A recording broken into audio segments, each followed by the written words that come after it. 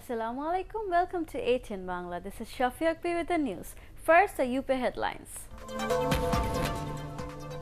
There is no scope to defer election further, says CEC. Action against law-violating ministers, MPs and influentials assured. Demand for deferring election to allow foreign observers is unrealistic, says Abadul Qadir. JP hopes to share seats with Grand Alliance soon. And election atmosphere not yet created, alleges Mirza Fakhrul. Oikyo Front to go to Election Commission tomorrow demanding deferment of polls.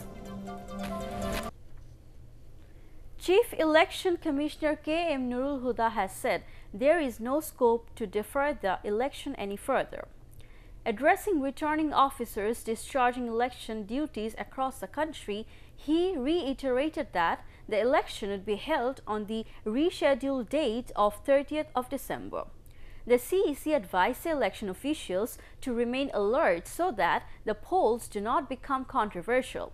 He directed the returning officers to ensure that the observers and journalists can work freely during the polling. Awami League General Secretary Abadul Qadir has said the demand of certain parties to shift the election date to allow foreign observers to oversee the election is unrealistic. Speaking at a news conference at Dhanmondi Party office, he said people would resist if anyone tries to launch movement and create law and order situation.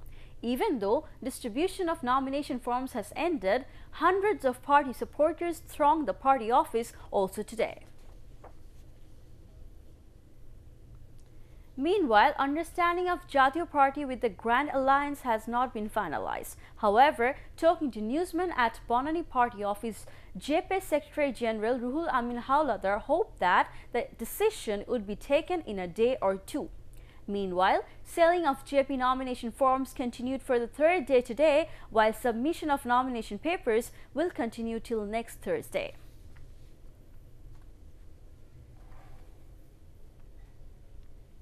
BNP Secretary General and Jatiyo Oikyo Front spokesman Mirza Fakhrul Islam Alamgir has alleged that election atmosphere has not yet been created. He said this at the Motijhil office of Dr. Kamal Hussain. A delegation of Jatiyo Oikyo Front headed by Dr. Kamal Hussain will go to the Election Commission tomorrow to press deferment of election.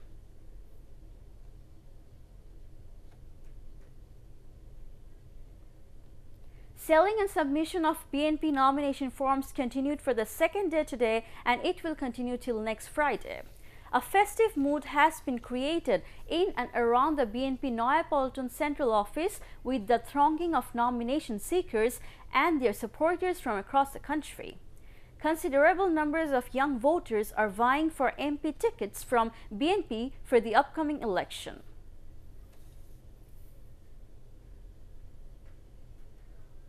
The week-long income tax fair has got underway throughout the country, including the capital Dhaka. Inaugurating the fair, Finance Minister A.M.A. Mohit lamented that although 4 crore people of the country are eligible to pay income tax, only 30 lakh people have obtained TIN number. He urged for raising tax revenue, which is necessary for improving the living standard of 22% poor people of the country.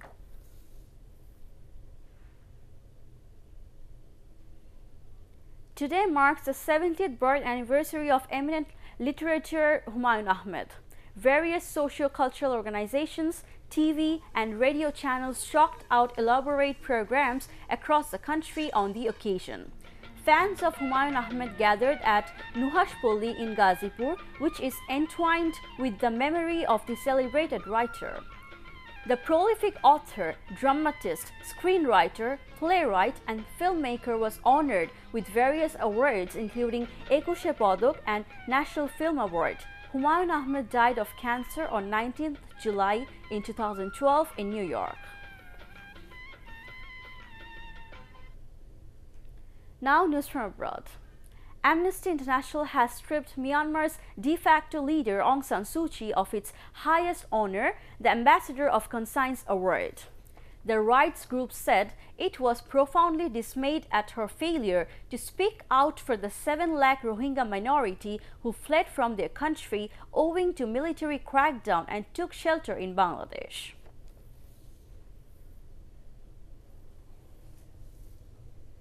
Israeli jets have hit dozens of Palestinian targets overnight in Gaza after Palestinians fired 370 rockets at Israel. At least 3 Palestinians died in the strikes on Gaza, while a civilian was killed in a rocket attack in the Israeli town of Ashkelon.